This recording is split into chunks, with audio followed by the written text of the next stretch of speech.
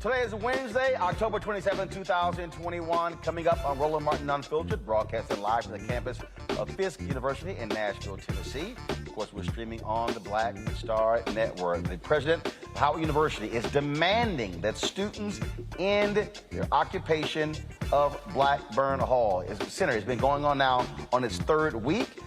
We'll tell you what he had to say, also what the students' response is to his demand. Also, on today's show, we'll talk with the Rolling Stone reporter who penned the article about the insurrection on January 6th and how Republicans in the House were very much involved in that. Also on today's show, a clemency hearing for Oklahoma death row inmate Julius Jones was postponed while his legal challenge is pending in federal court. We'll talk with the sister of Julius Jones about his case. Stacey Abrams' political organization donating more than $1 million to pay off medical debts. Also, paid family leave removed out of the bill in Congress because Senator Joe Manchin objected to it. Progressives not happy as well. Plus, 5 years ago, a Georgia man was shot 59 times. A grand jury finally indicts the officers responsible for his death. Also in Georgia, a judge declares a mistrial in the murder trial of 3 former white Washington County Sheriff's officers accused of tasing a black man to death. We'll talk with the family attorney. Also in our Tech Talk segment, it's a one-stop shop for all of your tech needs. We'll have the founder of the Fix It app to tell us how simple it is to get someone to fix your devices. Plus, as a new show, putting a 21st century twist on stories and characters of the Bible, we'll talk with Kay Singleton, who is the creator of The Covenant. Folks, it is time to bring the funk on Roland Martin Unfiltered on the Black Star Network. Let's go. He's got it. Whatever the miss, he's on it. Whatever it is, he's got the scoop, the fact, the find. And when it breaks, he's right on time and it's rolling. Best believe he's knowing. Putting it down from sports to news to politics. With entertainment just for kicks, he's rolling. It's on go, y'all. It's Roland Martin, Rolling with Roland now. He's funk, he's fresh, he's real, the best, you know he's Roland Martin now.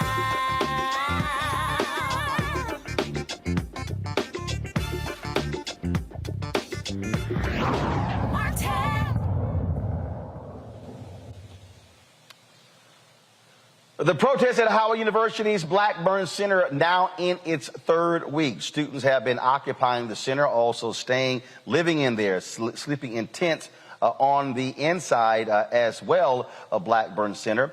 They're demanding better housing conditions, also other changes to the university. Now, President Wayne Frederick, in an email sent across the campus demanding that students in the sit-in protest, he says, and this is what he wrote in part, there may be areas where we agree to disagree. That's the nature of a vibrant community. However, Howard University's proud tradition of student protest has never been and can never be invoked as a justification for tactics that harm our students. The current occupation of the Armour J. Blackburn Center is a departure from past norms. There's a distinct difference between peaceful protest and freedom of expression and the occupation of a university building that impedes operations and access to essential services and creates health and safety risk. The provost and university's general counsel met with leaders of the student protest and their legal counsel and engaged in a discussion regarding the path forward. As conveyed at that meeting, the university is willing to continue engaging in substantive conversations with student protesters and leaders regarding their expressed concerns. The occupation of the Blackburn Center must end. Now, the students responded with their own letter. They are asking for community support in this battle. They say, at this time, we are still calling on President Frederick to do the right thing. He refuses to give us amnesty, and because of this, we are in fear of retaliation. We're asking parents, alumni, faculty, the media, community, and national leaders to make sure students who have participated in this protest for the betterment of Howard University are protected and respected, not harmed. We want amnesty and honest negotiations, not retaliation. As I said, students are protesting living conditions and lack of support, basically from the university's administration. They're also demanding the following: an in-person town hall with President Frederick and the administration to be scheduled before the end of this month. The students want the reinstatement of all affiliate trustee positions on the Board of Trustees with voting power, and they want the president and chairman of the board to propose a meeting with student leadership outlining their housing plan to protect the incoming classes of Howard's immediate future. Now, again, they occupied the university's largest cafeteria and home of Student Life office since October 12th. On Monday, we talked to university leaders and students involved in the protest. Of course, this is, again, continuing, and they're getting support from different people around the country. I saw it before we came on the air. Cliff Albright, co-founder of Black Voters Matter, sent out a tweet calling for the support of these students. Let's talk this with our panel. Robert Patillo, he is the executive director of the Rainbow Push Coalition Peachtree Street Project. Xavier Pope, host of Suit Up, news owner of the Pope Law Firm, Law and Victoria Burke, writer with NNPA and the Griot. Okay, all right, glad to have all three of you here. Lauren, when you look at what's going on there, you look at the people who have actually gone by there, again, offering their support to these students. The university, again, Frederick comes out making his comment for the first time. And so this has also been a very contentious battle, saying he has not been responsive enough to these students. Yeah, and I don't know that the dictatorial approach that he's taking is going to work. I'm not sure we've ever seen that work with students on campus that have taken over a building or have had a protest.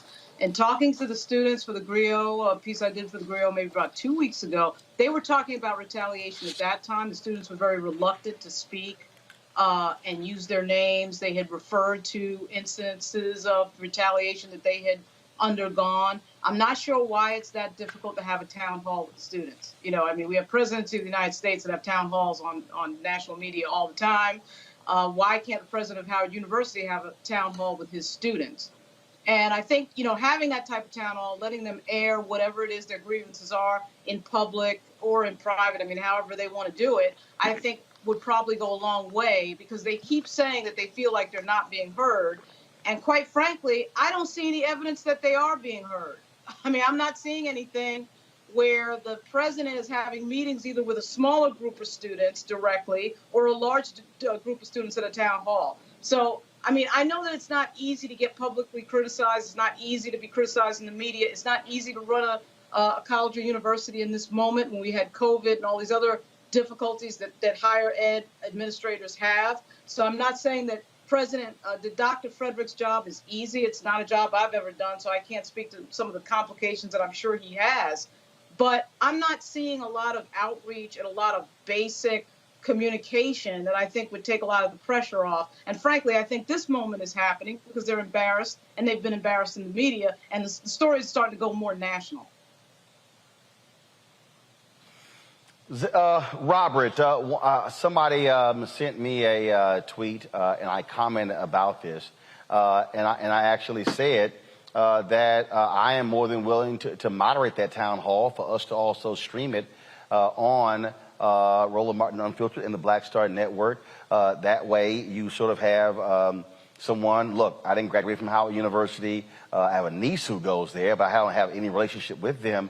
But really what is required here are some honest brokers who both sides can at least respect that they're going to be fair when it comes to trying to resolve this. Because, again, in the conversations that I had with those students, they made it clear they're not going anywhere.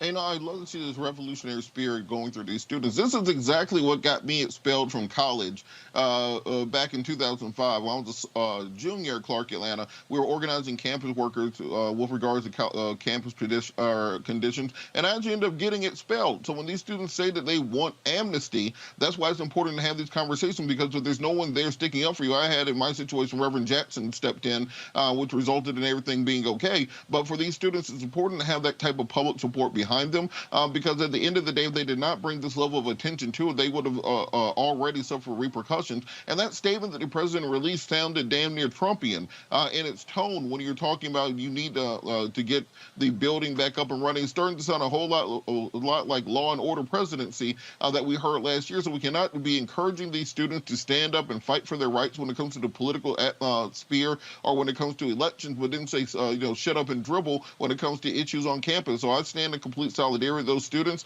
Anything that we can do to help them, we are 100% behind them. I think that we need to have more people speaking out on the issue, because as I said, as somebody who's gone through the process before, I understand what they mean when they say that amnesty and a honest conversation is absolutely necessary before you even begin to start breaking the occupation. You don't break the occupation first and then start talking. You start talking while you still have the leverage which they have right now. Right.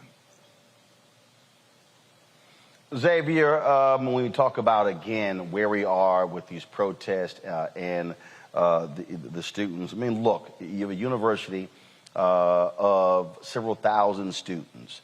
At best, you're talking about, and again, this is from the students, at best, you're talking about 150 students who are involved in this. You don't even have 5% or 10% of the students who are involved. But you are seeing, but where they are, they're killing the university on controlling the narrative, on driving social media as well. And so how do you see how this should be resolved where, you know, if you're the students, their focus is really on going to college and getting their studies taken care of, as opposed to having to be engaged in this type of protest. Great question, Roland. What you're seeing is the advantage that a younger generation has over an older generation when it comes to social media and spreading a message. Their issue is about fair housing, some of the issues with mice and some of the things that are happening on campus. If you have an older generation that is seeking to tell them to be quiet, and basically only some of you all have some issues, well, they don't have necessarily the same tools that the younger generation has to be able to spread those issues, and that is one of the main reasons why they have the tools. They have the tools, Xavier. They don't know how to use them right.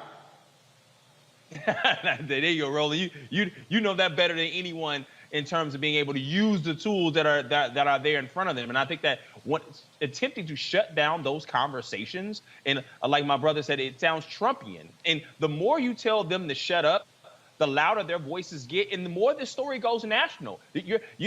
I know it may be a small amount of students, but if no student on your campus feels comfortable where they are living to be able to get a decent education, then no student is getting a good education on that campus. Look, it is a matter of, I think, when you look at tactics, style, controlling the narrative, Lauren. Look, if I'm Howard University, first of all, I am being very much on the offensive. I'm dropping statements every single day. I'm posting videos of crews cleaning up. I'm giving a daily rundown. It's sort of like to me, the way you counter that is you say, we brought in additional 300 personnel who are going door to door. They announced this hypercare initiative, and my whole deal would be, the moment a student lodges a complaint, we're telling Corvius or whoever controls the dorms that must be dealt with not in 24 hours. It must be dealt with in 12 hours. I mean, so again, you have to me, you have to create the sense of urgency from the university standpoint to be able to say, we are fixing these problems, we're getting these things taken care of. And then you come out and say, if there's a student that has an issue with any one of their dorms, we want to know right now. And it's going to get fixed in the next 24 to 48 hours. Right. The point that the brother just brought up about social media is dead on, right? And the point that you just made, Roland, in dovetailing with that. These students are beating them like a drum on social media because they're doing, Roland, what you just said, which is presenting, they're not just complaining and they're seen with a bullhorn standing outside of Blackburn. They're showing the problems visually on their social media accounts. So anyone can see that because, of course, there's no filter. I mean, it's just basic communications. And Howard University can't even get their act together to get their communications director to make basic statements to the press about some of the things they've done. I suspect, as you reported, Roland, that Howard has done some things to address their problems. But the general public doesn't know anything about it because Howard is not particularly good at communications. The other thing I would say is some of these academics that have a lot of letters after their name, that are PhDs, they tend to get into this sort of arrogant, ego-driven mode of not wanting to listen to people who are not PhDs. So I think one exercise that might be a good idea is for the president to sit there and listen to the students go on and on about their problems at a town hall. What are you gonna die over that? Is the world gonna end? You sit there for 2 hours, you listen to them, voice their concerns. Some of those things I suspect Dr. Frederick can fix, and some of those things I suspect Dr. Frederick cannot fix. You have a clear communication with them. Why is this difficult? People do this all the time. But that type of self-study, and it's interesting because the irony here is we're talking about an institution of higher education. You're teaching people and encouraging people to be outspoken in the world and to have views and to go out and express themselves. And then when it comes down to you doing it in your own real world life, now all of a sudden you have a problem with that when it comes to the students that are at the university. And shout out to Dr. Greg Carr, who has been supporting the students on Twitter and adding some color to this. I mean, I just don't understand why they can't have a town hall. Why is that a big deal? You're not capitulating to a whole lot. You're agreeing to a conversation. Well, why is that a big deal? And optically, I think it would be a win for Dr. Frederick. But, you know, I mean, whether you've been to college or not, I sense some institutional arrogance. I'll say that. And Roland, look. Well, I'll tell you, Robert and Xavier. Again, this is how I would conduct their town hall. I would say university-wide. I would have all of my leaders sitting right there. And when a student says, hey, here's an issue, I would then go, so-and-so, write that down. See, not even wait. No. You come, give them your information right now, look into it. See, again, that's how I'm handling town hall. See, I'm not even sitting here getting into a debate, a conversation, into an argument. Now, if somebody says something that's demonstrably false, then I think you correct it. You allow them to vent, and you simply say, that's who's going to be taken care of. And so then what you're doing is you're showing transparency and public accountability, saying, this is the person who's going to handle that issue. Oh, that's an academic issue? This is that person. That's a financial aid issue? That's that person. That's a housing issue? That's that person. And then what you do is you tell those companies that have the housing contracts, all of your top executives must be at this town hall. That is how you do it. Yeah. But Roland, I think better get Roland on the phone. You get to that. Yeah, I think even before you even get to that point, however, what's so hard about saying these students will have amnesty? That they will not be prosecuted, they will not be negatively impacted academically, they will not be expelled as a result of this. You can do that right now. Before you even have the town hall, before you do anything else, you can send out a tweet right now saying these students will be protected from any kind of reprisal as a result of their protests. As somebody who's been through it, I can tell you that's very important when you're trying to explain on a law school application why you got expelled from a university. So these kids' futures are on the line. And I think that that's something they can do right now before you even get to the optics of the town hall, to the optics of trying to control the narrative on what's going on with students, to the social media lapses. You know, it's almost like an 80s movie where you have the students who are protesting the overbearing dean or whatever it is. You never beat the students. The students always win. So I think the university has to understand that they're going to, unless you want to alienate what finances your university existing, without students, you do not have a university. I think unless they want to find themselves in that situation, they will come to the table and capitulate to much of what the students are asking for, and that begins with telling these students they will have amnesty, they will not face any consequences for exercising their rights and actually pushing for the change. We tell them they're going to college to learn how to change the world, and you cannot punish them for doing so. Xavier? Yeah, the more this becomes a bigger issue, Roland, the more this becomes a tool for the right. I mean, we all know that Kamala Harris went to Howard University. I mean, you're setting yourself up for even more damage that are ancillary to the debating issues that are being brought for a small number of students. So you want to be able to get the issues out there, get someone out there to be able to hear those issues and move past this issue. All right, folks, got to go to a break. We come back, more on Roland Martin Unfiltered. We talk about the case of Julius Jones out of Oklahoma. That clemency hearing has been postponed. Also, paid family leave apparently is out of the bill on Congress because Senator Joe Manchin doesn't want it in at all. You look at social media right now, progressives are pissed. A lot of us to discuss right here as we broadcast live from the campus of Fisk University, Jubilee Hall here in Nashville, Tennessee. We'll be back on Roland Martin Unfiltered and the Black Star Network.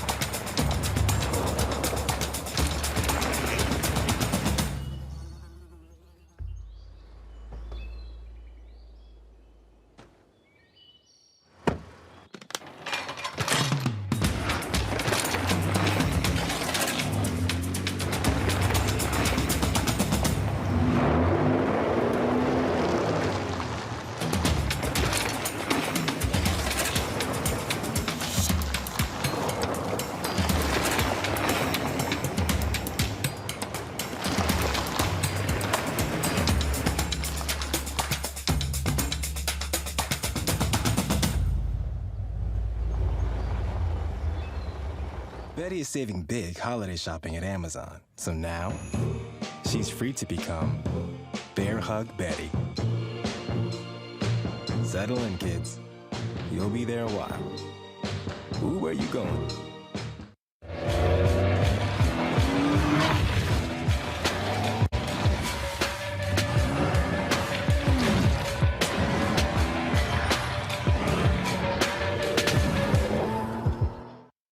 Hi, everybody. This is Jonathan Nelson. Hi, this is Cheryl Lee Ralph, and you are watching Roland Martin, Unfiltered.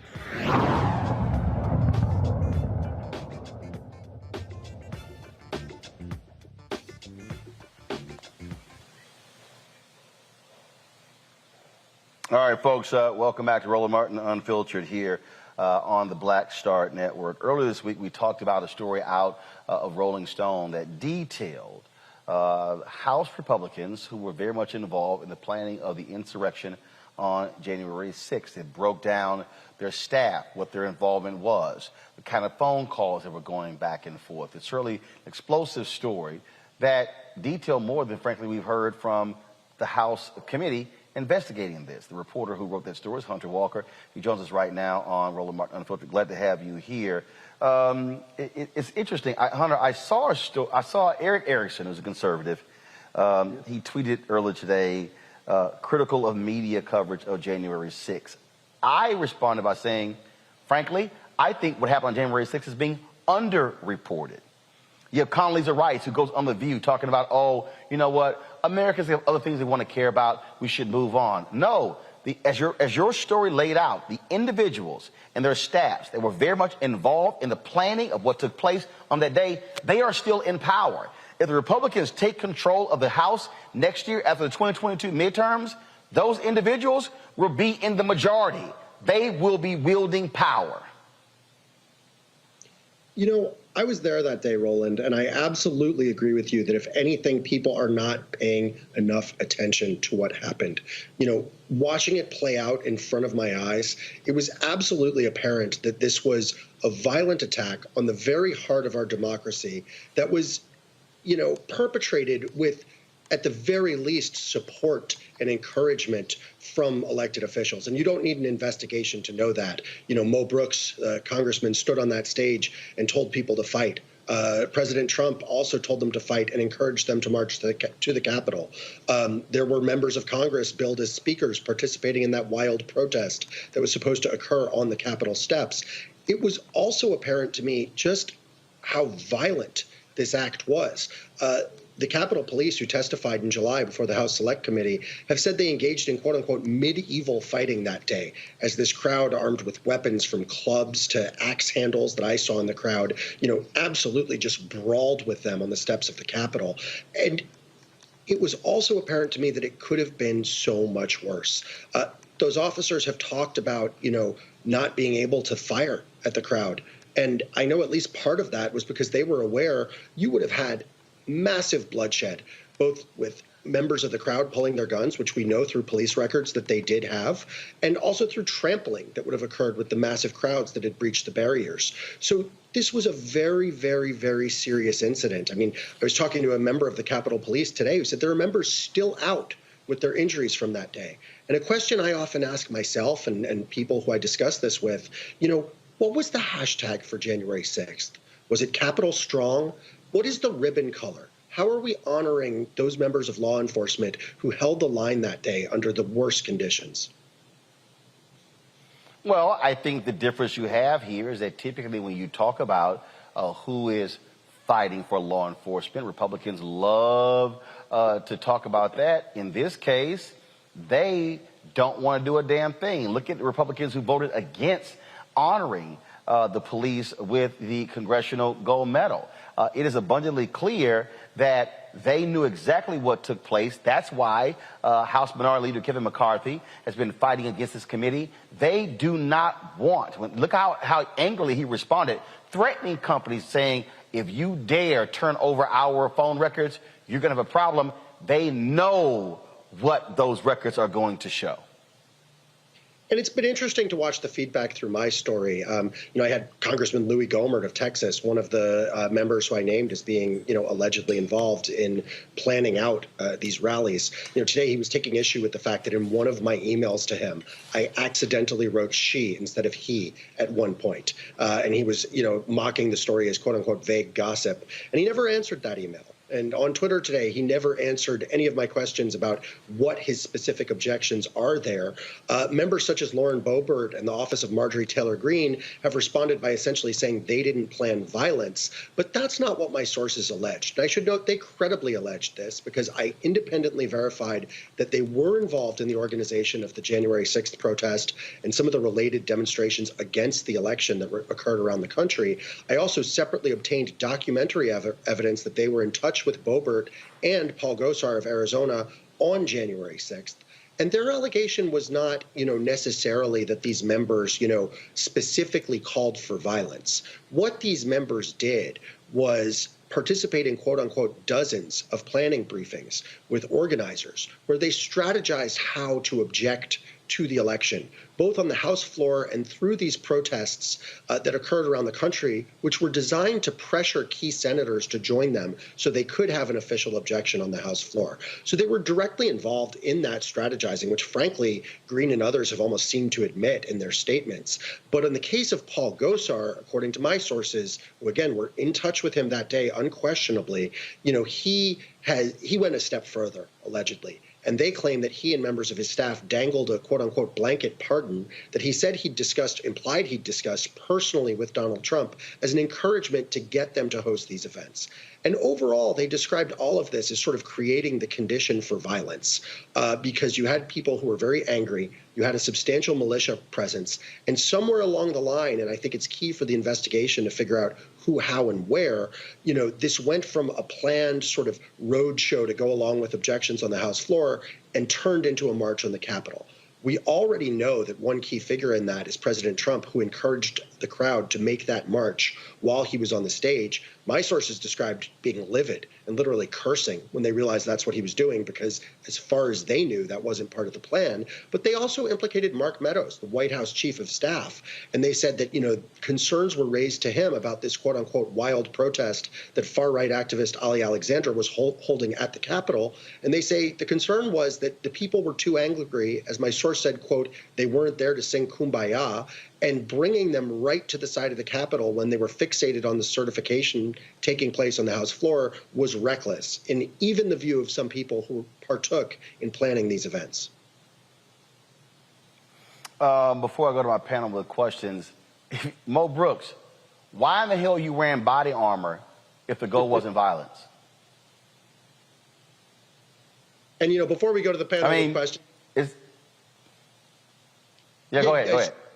No, I was just going to say, before we go to the panel with questions, if we're talking about wardrobe, Roland, I just want you to know this is my Yankee baseball collection back here. Sorry, I got the wrong hand. That's a team that won a couple real championships without trash cans. I just got to specify that. I'm sorry.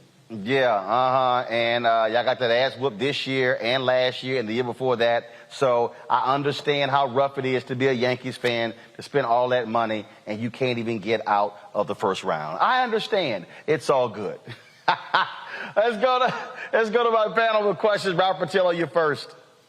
Well, I think it's very interesting the way the Republicans have decided to downplay the very nature of the insurrection on January the 6th, particularly when put in the historical context of angry mobs overthrowing governments in any of those democracies. But what exactly can be done to members of Congress who are found to have been complicit or who have been found to have, as Mo Brooks may have, specifically planned violence against their coworkers? What exactly can Congress do in order to punish them? Well, first off, I think you're making an extremely important point. The historical analogs that we have for, a ransacking of a government building, particularly, in an effort to block or overturn an election, they are all extremely dark.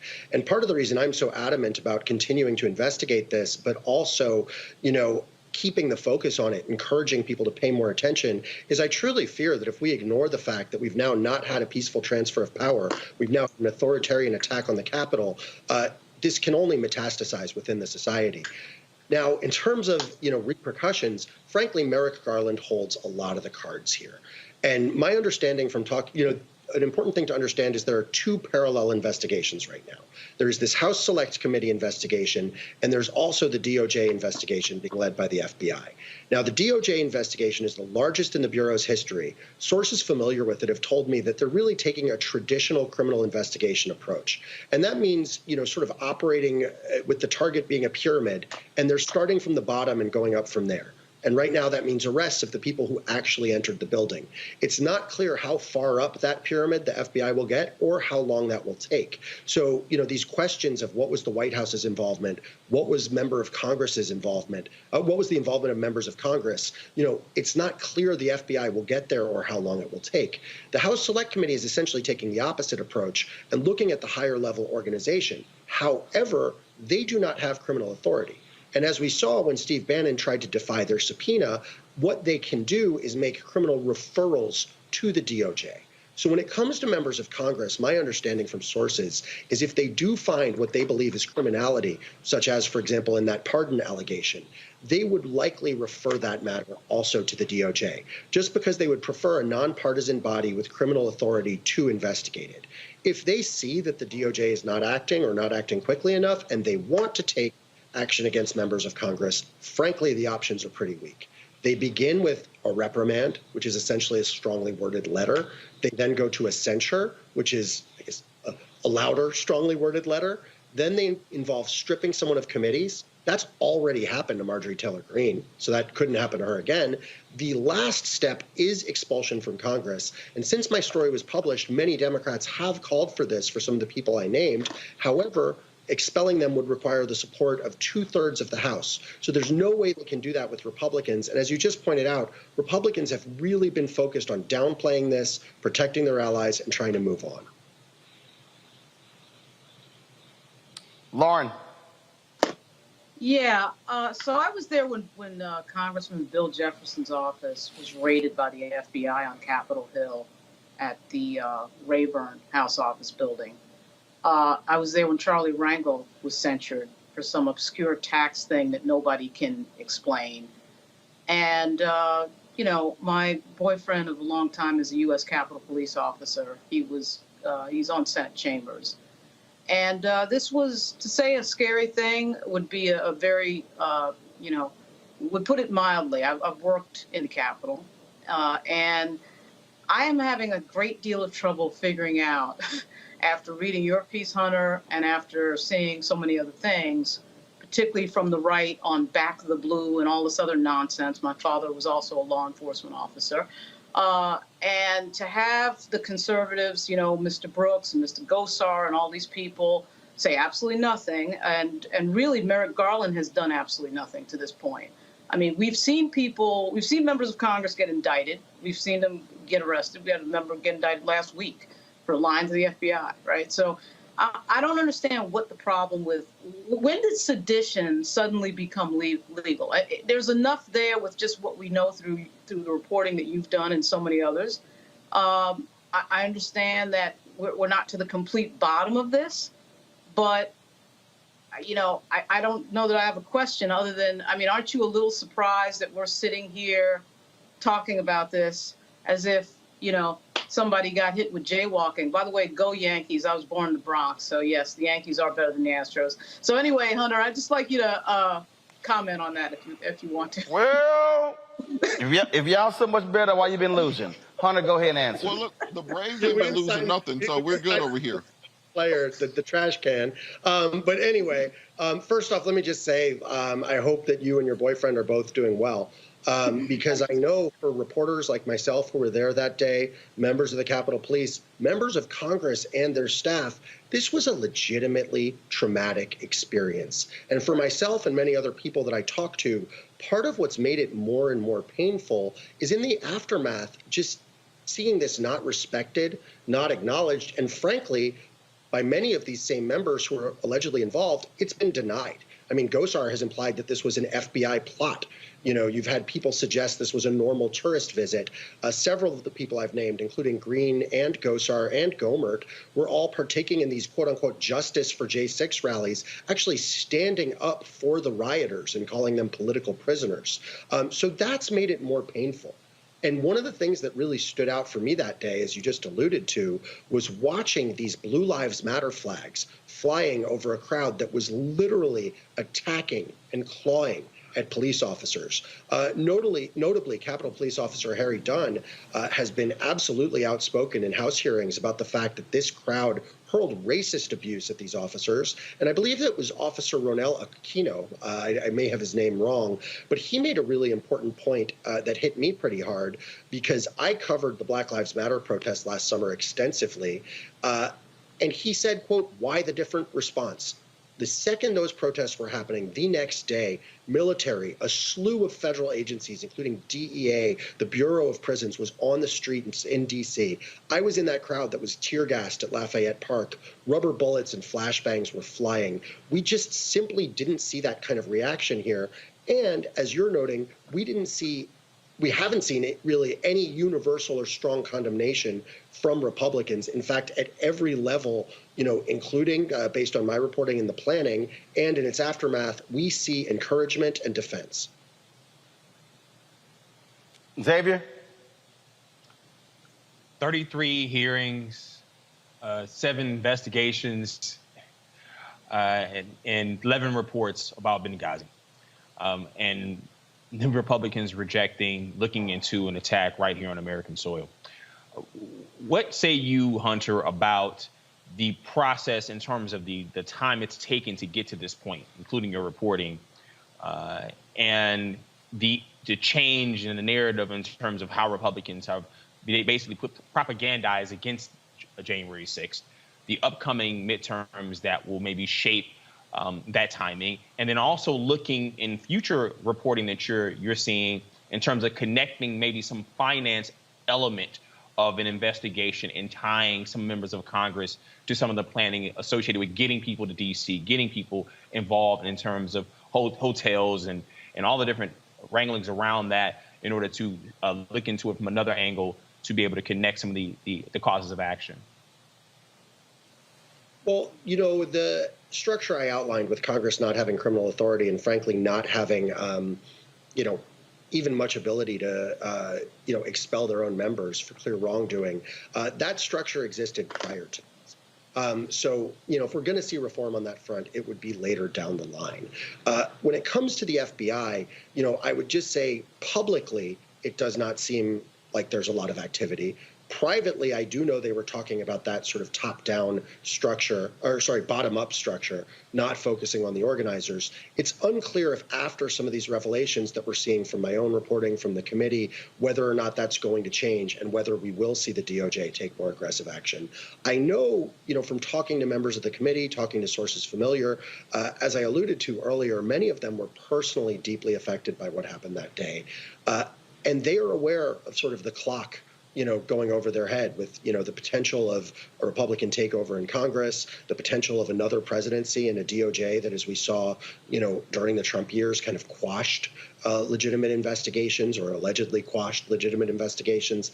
And I think what they're trying to do, and frankly, I'm trying to do something similar in my reporting, is present as many of the facts of what happened that day publicly as possible, both to potentially encourage the DOJ to act and also to encourage public awareness and perhaps public concern. So far, based on multiple sources I have who've talked with the committee, their focus actually has been on the financing. You know, questions of sort of who bought the stages, figures such as Mike Lindell, the organization Women for America First.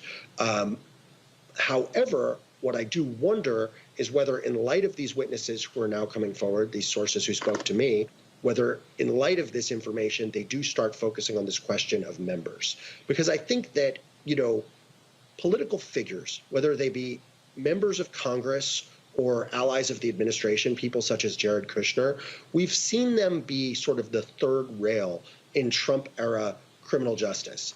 And what I mean is, situations like clear violations of the Hatch Act that just completely went unprosecuted. The question of emoluments just completely going unprosecuted. And as was alluded to earlier, there's a large, contrast between that and some of the aggressive enforcement we've seen in earlier years with earlier administrations. In this case, along with what went on with the members of Congress, I think, my sources in saying that Mark Meadows, the White House chief of staff, was a clear liaison between these activists and this political events and the White House, that would seem to be a clear Hatch Act violation to me. So, I think the fundamental question here is, will President Biden, his attorney general, and this committee focus on these things and demand or take action? All right. Hunter Walker, Rolling Stone. We look forward to seeing more reporting here. It's critically important to get all the facts, and so we surely appreciate it. Thanks a lot. Thanks so much for having me, guys. And just say one time, go Astros. Staying with the American League, Hunter, you and Lauren, you traitors. All right, y'all. Gotta go. I got to Atlanta. Yeah, we gonna have all y'all crying. All right, y'all, got to go to a break. We come back. We're going to talk about the case of Julius Jones out of Oklahoma. Why his clemency hearing has been delayed. That and other news on Roland Martin Unfiltered, broadcasting live from Jubilee Hall here on the campus of Fisk University, Nashville, Tennessee, on the Black Star Network. Back in a moment. Oh, that spin class was brutal. Well, you can try using the Buick's massaging seat. Ooh, yeah, that's nice. Can I use Apple CarPlay to put some music on? Sure. It's wireless. Pick something we all like. Okay, hold on. What's your Buick's Wi-Fi password? Buick Envision 2021. Oh, you should pick something stronger. That's really predictable. That's a really tight spot. Don't worry, I used to hate parallel parking. Me too. Hey. Really outdid yourself. Yes, we did. The all-new Buick Envision, an SUV built around you. All of you. Once upon a time, there lived a princess with really long hair who was waiting for a prince to come save her. But really, who has time for that? Let's go. Feeling myself. I'm feeling She ordered herself a ladder with Prime one-day delivery, and she was out of there. I want some hood girls looking back at it and a good girl in my tax bracket. Now, her hairdressing empire is killing it. And the prince, well, who cares? Prime changes everything. Hi, I'm Eric Nolan. I'm Shantae Moore. Hi, my name is LaToya Luckett, and you're watching Roland Martin Unfiltered.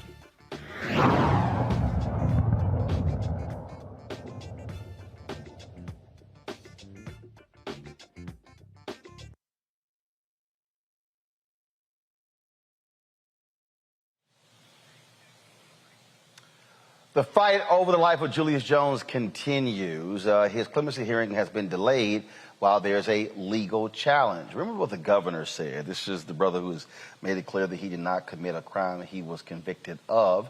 The parole board said that his case he should be switched to a life in prison without parole. They said, look, there are issues with this particular case. Well, you have district DAs and others who've been questioning that. So you've all of this battle going on. And the governor said, well, let's simply allow for a clemency hearing. Now, execution date has already been set, so he's on the clock. So now the hearing is being delayed. So we want to talk with his sister. She joins us right now. There have been lots of activities going on. She's actually on her way right now to a freedom vigil. Antoinette Jones, glad to have you here. So first of all, last time you talked to your brother, how does he feel? What are his spirits? Just give us an update on what's going on there in Oklahoma. He is glad. So first, I talked to him a couple of hours ago. He is glad for the stay of executions. He's glad that Mr. John Grant is not going to be executed so far that we know of tomorrow. He's glad that he doesn't have an execution date, but he still wants people to encourage our Honorable Governor Kevin Stitt to commute his sentence to time served and a release, and or life with the possibility of parole. That is still what we are asking Governor Stitt to do. I believe there's no, I don't think there's a limitation or anything. I think that there's a possibility that he could reverse his position. I'm not really for sure with the law, so I have to get back with the lawyers. And of course, you have this 5-member parole board that weighed in, and so there's been continuous action, continuous pressure. We've had Tiffany Lofton on the show. She's been down there in Oklahoma, other activists as well, and so all of that work has really kept the focus on this case. Yes, sir. Yes, sir. Grassroots law has been a blessing. We the People has been a blessing. I'm appreciative to Miss Tiffany Lofton for coming down here and just as soon as she dropped on the ground, getting to work and mobilizing and strategizing. It's been a blessing to have all walks of life tap in and fight for my brother's life, fight for his freedom.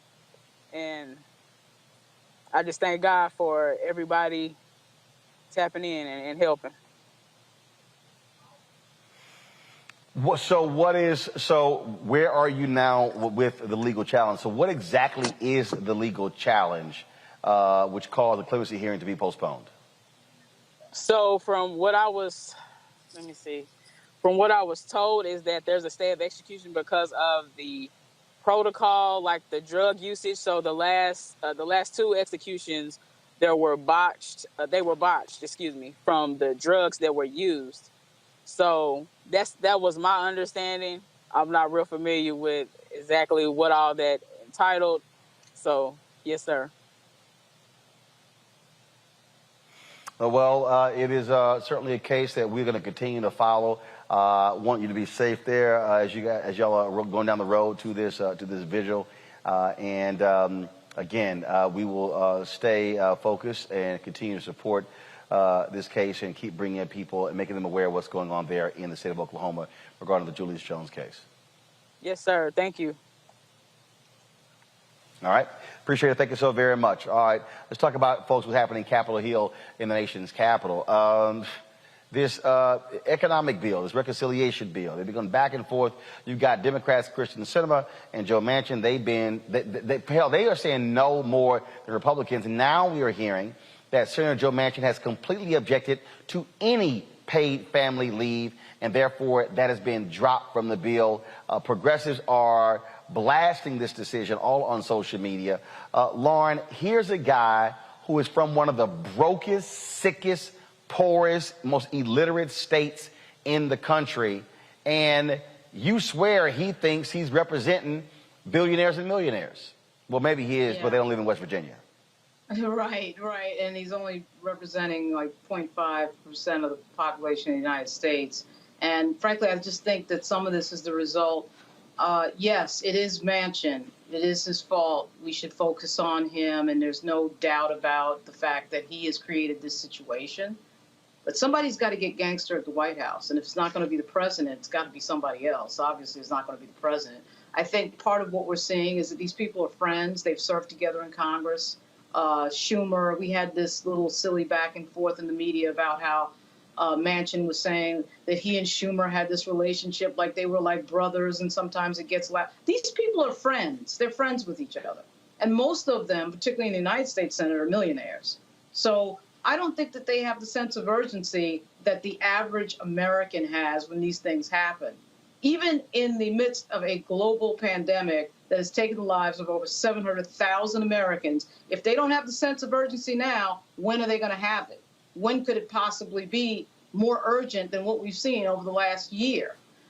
So once again, I do think that you teach people how to treat you. People get away with what you allow them to get away with. They've allowed Kirsten Sinema, who's a relatively junior senator, and Joe Manchin to run the table. And I don't see any real, ramifications. I don't see anything going on that would indicate to me a real sense of urgency from the White House. Unless we're going to find out later in somebody's book 5 years from now that furniture was moving in some of these meetings, which I don't think is the case because we haven't heard that, then what exactly have they been doing to exert pressure on Sinema and Manchin? Xavier, bottom line is the Joe who's really running everything is Joe Manchin. Yeah, he is. And here's Joe Manchin objecting to billionaire tax, saying that we shouldn't have a connotation of targeting different people when there isn't one billionaire in the state of West Virginia. But here he is wanting to get family paid leave off the books for this bill. Who does Joe Manchin really stand for? It definitely isn't the average American. And what are you standing for? People who don't actually live in your state in terms of the tax. I think it's ridiculous. I think this man is grandstanding. He wants it all about himself. Reports come out about him maybe switching parties, and then he says he's just doing some branding. So clearly it's all about the Joe Manchin brand. Well, that is the case. We also have seen Kristen Sinema not give a damn at all about her constituents, how she has been so dismissive of folks as well. And so what you're seeing is sheer arrogance. And the reality is these two, they're not on the ballot in 2022. They're up for re-election in 2024. Trust me, there's a lot of Democrats, progressives, who are not going to forget what these two have said and done. All right, folks, got to go to break. We come back. Our Black and Missing for the day. We'll also talk about what's happening out of Georgia. A couple of cases that have legal implications as it relates to how African Americans have been treated. That's next. Roland Martin Unfiltered, broadcasting live from Jubilee Hall on the campus of Fisk University on the Black Star Network.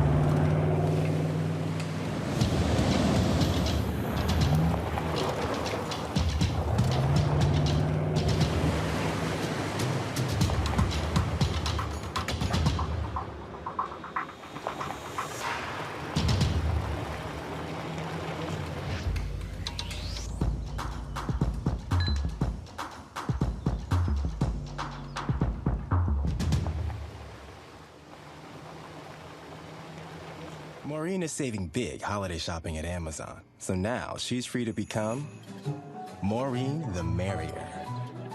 Food is her love language, and she really loves her grandson. Like, really loves. Hey everybody, it's your girl Lunel. So what's up? This is your boy Earthquake. Hi, I'm Chaley Rose, and you're watching Roland Martin Unfiltered.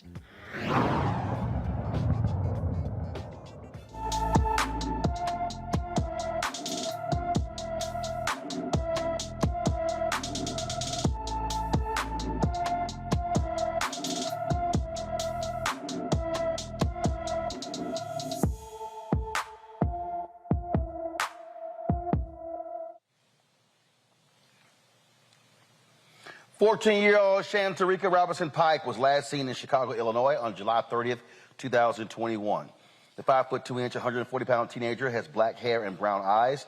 If you have any information on Shantarika's whereabouts, please call the Chicago Police Department at 312-747-8274, 312-747-8274. During the judicial inquiry into the death of Eric Garner, one of the New York police officers involved in the incident admits to making two mistakes in filing the initial incident report. It's amazing how they always seem to do that. Arresting officer Justin D'Amico acknowledges two critical errors he made in filing the report on Garner's death, writing that no physical force was used in the arrest and charging Garner with a tax avoidance felony. However, a top-ranking New York Police Department official testified there was no cover-up in the internal investigation into the officers. Of course, Garner was killed on July 17, 2014, after D'Amico's partner, Daniel Pantaleo, put Garner in a prohibited chokehold while arresting him. It's always amazing how they always say after the fact, oh, the information, I didn't get it right. Oh, kind of timely.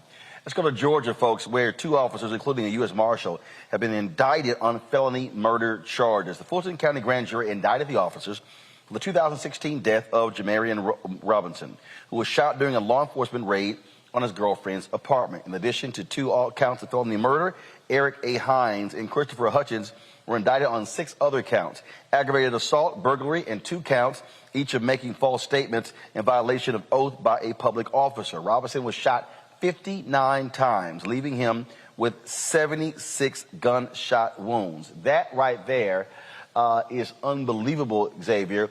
And again, I keep telling people, and yes, indicted and charged is not the same as convicted, but the reality is, if it was not for the activism of Black Lives Matter over the last 8 to 10 years, you would not see the increasing number of police officers who are being charged or indicted.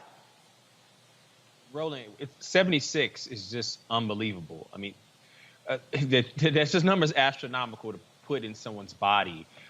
First, with Eric Garner, how could a police officer put in a report that 10,000 versus 4 packs of cigarettes? I mean, 10,000 and 4 don't even look alike. Number one, in terms of, and what we're seeing is increasingly the lying that is on the paperwork to be able to do this is because they're allowed to do it. No one is holding them accountable for this, and only through activism are these records are becoming public knowledge. And I know that there's nothing that can be done with this inquiry in New York, but it still puts pressure and it still puts something on public record for something to be done in the future. And so that's the most important thing there. The ball is still being moved forward. I know people want more action, but there's something being done. And then also, it's really important that there's a focus on qualified immunity and things of that nature, but there really has to be a change in our laws that really focuses on the standard of conduct for police officers. And if you violate that certain standard of conduct, then it becomes criminal. We really have to put pressure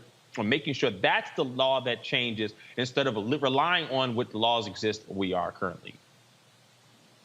Lauren? You know, as the kid of somebody who was a member of the NYPD, I would say that the culture is that of not wanting to be questioned and really, just running the table on everything. So when you see this sort of impunity in paperwork, we see this, the things that are written down in paperwork and nobody pays any price for it. Obviously, that's part of the culture, unfortunately, of lack of accountability. A lot of these big city police departments feel like they are above being questioned. And you're right, Black Lives Matter did change the calculus, at least opened the door to being questioned. I mean, it's still a very rare thing that a law enforcement officer is prosecuted for anything that happens while he's on duty, while he or she is on duty. But you can see that at least we're questioning these things. At least, we're looking into these things. And I'm not sure why the profession of law enforcement is so sensitive about these issues, because everyone understands that these jobs are complex. It's a tough job. I actually think what's at the root of a lot of these problems is that we ask our police to do too much. We have no policy really for mental illness in terms of handling people who are mentally ill. We expect the cops to handle everything, literally everything. And the profession of law enforcement needs to be, I think, a little bit more aggressive about trying to figure out how to get out of some of these calls that they are involved in that really don't require somebody with a firearm.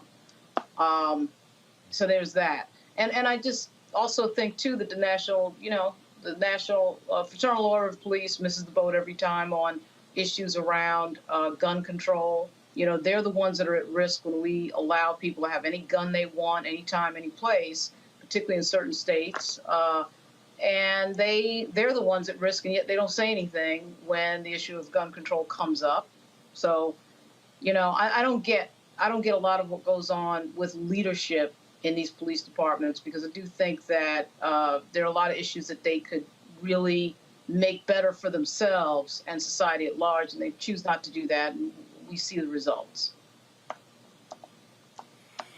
Let's talk about this case out of Georgia, where a Georgia judge declares a mistrial in the murder trial of 3 Washington County Sheriff's officers accused of tasing a black man to death. The jury could not reach a unanimous verdict on whether Henry Lee Copeland, Rhett Scott, and Michael Howell were guilty of felony murder involuntary manslaughter, false imprisonment, and aggravated assault charges related to the death of Uri Martin. The trio tased Martin 15 times in 4 minutes after Martin refused to stop for them while walking to visit relatives on July 17, 2017.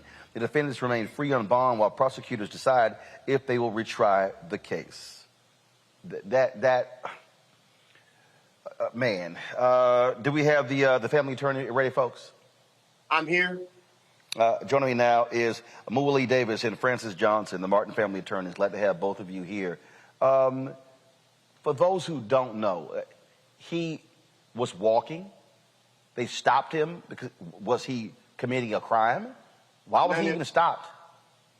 There is no legal basis for him to have been stopped. He was literally walking from a town called Milledgeville to Sandersville.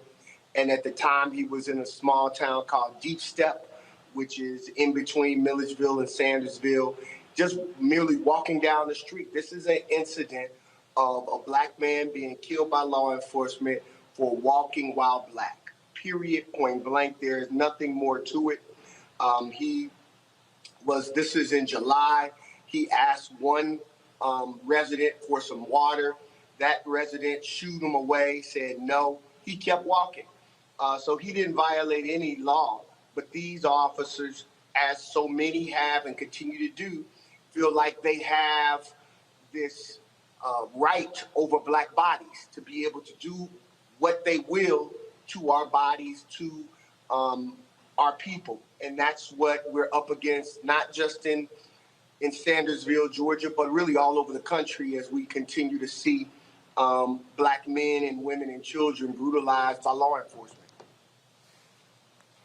Jury did not come to a conclusion here. First of all, 3 white sheriff's officers. What's the makeup of this jury? The makeup was about half and half. One of the things that disturbed us, Roland, was that they... First of all, when you say half and half what? Black and white. So there were... Got it. Yeah, they had 14 with 2 alternates, 7 black, 7 white. One of the issues was that during the course of the trial, they discovered that a distant relative, but a relative of one of the defendants was on the jury, and they didn't excuse him. And how he didn't realize that this was one of his relatives during jury selection still baffles and befuddles all of us. But yet and still, once he disclosed that he was a relative of one of the defendants, we believe that he should have been dismissed. The law didn't require it, but we thought that when you're seeking justice and truth in a very volatile kind of situation such as this, you should make sure that the community feels as though this was done fairly, and the community does not feel that way as it relates to this juror being left on this jury. Man, this is certainly. First of all, it was revealed and he was left on. Was the judge asleep? No, he came to the judge. He said, our cousins or our grandfathers were cousins, and I realized that we're related. There was initially a motion by the district attorney for him to be excused. The defense opposed it, and then the district attorney withdrew that motion, and they left them on, and they continued forward. And they deliberated. They started Friday deliberating, and then, on yesterday, the judge declared it a mistrial. They indicated that they were just deadlocked, and there was no hope of a unanimous decision either way. And we don't know what the split was for conviction versus acquittal, but this was just, again, traumatizing for the family to watch and have to hear Mr. Martin begging for his life and begging them to stop as they jolted him with 50,000 volts of electricity 15 times in less than 5 minutes. And then they left him and didn't perform CPR on him. And the witnesses, their testimony, the lay people who were there and observed this said that they treated him like worse than a dead animal. Well, hopefully these prosecutors are going to retry these three sheriff's officers. Sad. Attorney Davis, we surely appreciate it. Thanks a lot. We appreciate you. We appreciate you all focus some attention down here and really hope that we can finish his march from Milledgeville to Sandersville, because he should, and we all should be able to walk where we want without the threat of violence by police or others. So thank you. Certainly agree with that. Thank you so very much. Going to a break. We come back. We'll give you an update on the Ahmaud Arbery case and cover some other news right here on Roland Martin Unfiltered on the Black Star Network. Oh, that spin class was brutal. Well, you can try using the Buick's massaging seat. Ooh, yeah, that's nice. Can I use Apple CarPlay to put some music on? Sure. It's wireless. Pick something we all like. Okay, hold on. What's your Buick's Wi-Fi password? Buick Envision 2021. Oh, you should pick something stronger. That's really predictable. That's a really tight spot. Don't worry, I used to hate parallel parking. Me too. Hey. Really outdid yourself. Yes, we did. The all-new Buick Envision, an SUV built around you, all of you. Once upon a time, there lived a princess with really long hair who was waiting for a prince to come save her. But really, who has time for that? Let's go. Feeling myself. I'm feeling She ordered herself a ladder with Prime one-day delivery, and she was out of there. I'm with some hood girls looking back at it, and a good girl in my tax bracket. Now, her hairdressing empire is killing it. And the prince? Well, who cares? Prime changed everything. But I'm back at it, and I'm feeling myself. Hi, I'm BB Winans. Hey, I'm Donnie Simpson. What's up? I'm Lance Gross, and you're watching Roland Martin Unfiltered.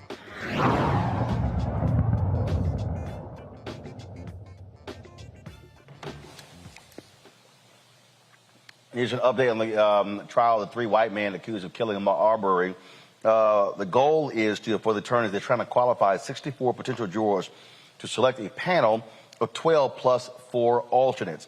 Today, around 40 people have been qualified to advance since jury selection began a week ago. The defendants, Gregory and Travis McMichael and William Bryan Jr., they're charged with murder, aggravated assault, and false imprisonment and criminal attempt to commit false imprisonment. Of course, remember, they chased and murdered Arbery on February 23rd, 2020, while he was jogging in a South Georgia neighborhood. And so we're going to keep telling you exactly what's going on there as well. Let's talk about, I want to come back to Capitol Hill, talk about this here, and that is this scramble to reach an agreement on the infrastructure bill of President Joe Biden. Earlier, we talked about paid family leave being pulled out. Now this whole debate over this billionaires tax. Democrats wanted to do that to pay for the stimulus package. It was proposed by Oregon Senator Ron Wyden. The billionaire tax will only apply to people with at least $1 billion in assets or $100 million in income for 3 consecutive years. According to experts, that's roughly 700 taxpayers. Yet you have folks like Elon Musk, who made $36 million just the other day, whining and complaining, oh, how unfair it is. I'm trying to understand, if you're a billionaire, trust me, you ain't got money problems, Lauren. No, I mean, that's true. They were having some sort of discussion about whether or not it was constitutional to target a specific group of people for that tax. Obviously, they can pay it. That's not the issue. You know, it's hard to argue. I mean, this idea that you're going to be pro-billionaire, I mean, billionaire with a B, and have Mitt Romney come running out to defend them. You know, if you tax them too much, they'll, you know, it won't trickle down right, whatever. I mean, no argument that you can come up with sounds sane in a nation where we have a wide income inequality gap. But I will say that it's amazing, isn't it? Because there's no political price to be paid for defending billionaires, apparently, because several senators came out against that tax very publicly and very loudly, and they pay no political price for it. As part of the culture that we have in the media of having these very short spans of attention and very short media cycles, you know, people can stand up there and defend billionaires at a time, again, at a time of global pandemic, at a time we have more than 40 million people in poverty, and nobody bats an eye. I mean, it's sort of amazing how that can happen. It was only like maybe 48 or 72 hours ago that we first heard about this tax idea from Senator Ron Wyden. and it's already gone. It's already come and gone in that short period of time. It's crazy to see the negotiations going on Capitol Hill, Xavier. And if people want to see how the rich are easily protected by Congress, they're getting all they need to know right now. Joe Manchin, once again, wants parents to prove that they're working to get a child tax credit, but billionaires, they get to do whatever they want, not pay taxes if you want, get defended. But the sole reason that they get to show those who support them that one day you'll be rich, so support the billionaires, and once you get rich, you won't have to pay taxes either. I mean, it's amazing how the certain segment of our political population keeps selling the fantasy of one day you might get rich, and to be able to protect billionaires. I think is absurd. It is certainly that. Let's stay in Georgia, where Stacey Abrams, her group Fair Fight Political Action Committee, they're donating $1 million to cover the medical debts for people in 5 states. They're working with a nonprofit group, RIP Medical Debt, which is dedicated to clearing personal medical debt. They will use a donation to clear the debts of more than 100,000 people in Georgia, Arizona, Louisiana, Mississippi, and Alabama. RIP Medical Debt says Fair Fight's donation is the 3rd largest in its history. The group has wiped out more than $5.3 billion in medical debt since 2014. How about this, Elon Musk? If you want to do something, why don't you pay off the medical debts of, let's say, 1 million people in America? And guess what? You can get a tax write-off by giving to a nonprofit. How about that, Lauren? Yeah, what an idea. Elon Musk is too busy, going to movie openings and being an attention whore to care about something with regard to anybody else other than Elon Musk. So that's unlikely to happen. It is good to see that Stacey Abrams is doing that. I'm pretty sure it's still true that medical debt is one of the biggest drivers of bankruptcy filings in the United States. And because this country has no health care program until Obamacare came along, right? I mean, there was no way to really easily get health care without going bankrupt if something happened. Right. It's really like the only industrialized nation that has that problem, and it's ridiculous. I do get a kick, Xavier, out of people like Elon Musk bitching and moaning about the government when the reason he is the billionaire, government tax breaks. Right. Yeah, sweeten the pot. How about sweetening the pot for those who are in debt right now? This is the worst time in the country's recent history to be in debt, whether it's medical debt, whether it's personal financial debt, or whether you owe money in terms of your housing and rent. That there are Americans that are struggling on a level that we cannot even comprehend right now. And we're sitting here battling over whether billionaires should be able to pay their fair share to be able to solve some of the issues in the country. I think that is really it's really interesting that they have the loudest say when they have the smallest amount of members in their group, 700, and they have the ability to be able to do the things to be able to pay their fair share. All right, folks, I'm here in Tennessee on the campus of Fisk University in Nashville. In this state, they've been having lots of battles over the removing of Confederate statues. Well, what was born out of that in Franklin, Tennessee was the adding of a statue acknowledging enslaved Union soldiers.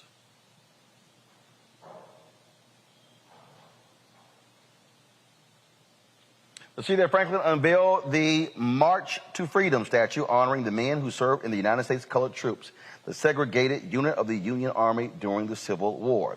A Confederate statue stands in the middle of the town square. Instead of taking it down, an agreement was reached to create a new historical marker to tell a fuller story of the Civil War, one that included the horrors of slavery and the black people who fought to end it. Boy, but isn't it amazing these people still want to keep their Confederate statues because, oh my goodness, Lauren, what more can we do than to hurt the feelings of the white people who fought to ensure the three of us could never be able to have this conversation free?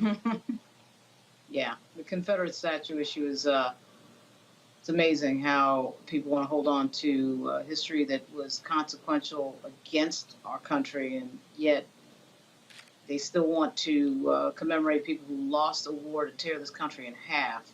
It just doesn't make any sense to me. But, as you know, in Virginia, they took down the Robert E. Lee statue, which I frankly thought would never fall, in Richmond less than 2 months ago.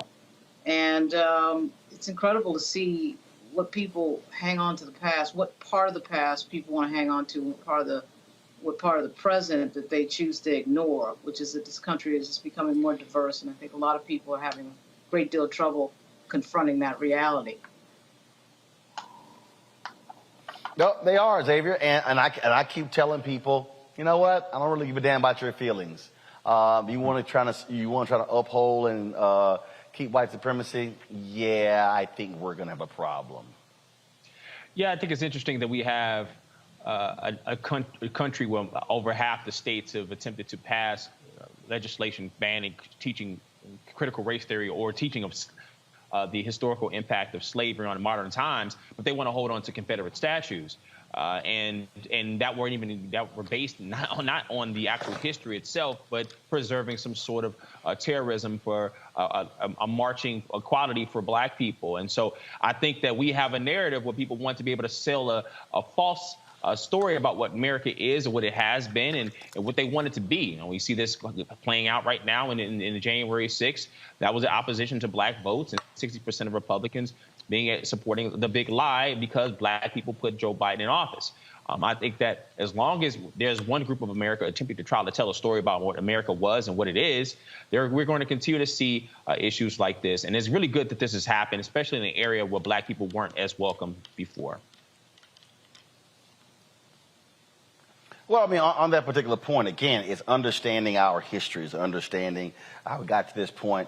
You see this nonsense happening right now, Lauren, in the Virginia gubernatorial race, where Glenn Youngkin is making a big deal out of a Toni Morrison novel because some white woman, oh my God, my child is reading about these horrible things. And you're going, seriously?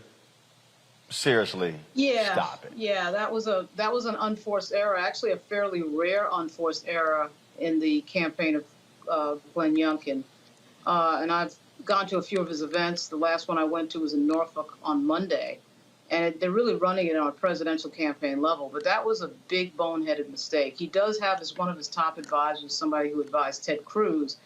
And as you can see from this beloved thing, they just can't help themselves. They just had to have the obligatory hysterical white woman video as part of their campaign, which seems to be the staple of all Republican campaigns, particularly in the South.